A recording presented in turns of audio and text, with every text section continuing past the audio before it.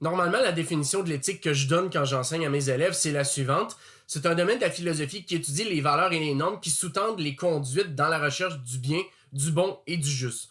En gros, ce qu'il faut comprendre de ça, c'est que ce qui définit ce qui est bien et ce qui est mal, ce sont les normes et les valeurs ainsi que les conduites qu'on a qui sont considérées comme acceptables soit au niveau social ou en fonction de nos propres convictions personnelles. Très bon exemple de contradiction entre les valeurs collectives et les valeurs individuelles, c'est tout ce qui relève de la question de la fidélité. La fidélité, c'est une valeur qui est chrétienne à la base puis qu'on a adoptée comme norme sociale, même si on ne pratique plus tant que ça la religion aujourd'hui.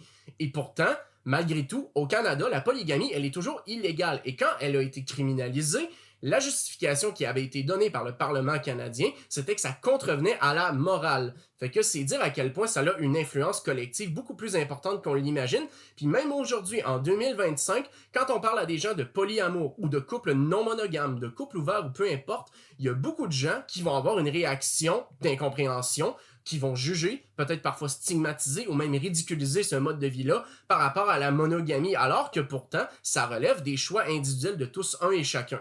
Dans un contexte sociétal réaliste, donc, on a donc tous des valeurs. Et ces valeurs, ben, il y a des gens qui ont la valeur explicitement opposée. Par exemple, imaginons que vos valeurs, ce soit, disons, la famille et sa sécurité, et que vous êtes aux États-Unis, là où votre grand-mère a besoin d'une opération de toute urgence, mais manque de chance, vous avez pas une thune et vous n'avez aucune bonne assurance. Ça tombe bien parce que vous travaillez dans un hôpital et ce matin, le patient qui allait avoir exactement la même procédure est malheureusement décédé. Mais vous réalisez que ce serait incroyablement facile de remplacer cette procédure par une procédure pour votre grand-mère sans pour autant déclarer la mort tout de suite à l'assurance. Le tout, bien évidemment, considérant le fait que vous risquez de vous faire attraper et que vous n'avez pas d'autre option. Si vous décidez de jouer cette carte et de faire ce petit tour de passe-passe qui, je le rappelle, est totalement illégal, eh bien, vous agissez fidèlement à vos valeurs étant la famille qui passe par-dessus le bon fonctionnement du système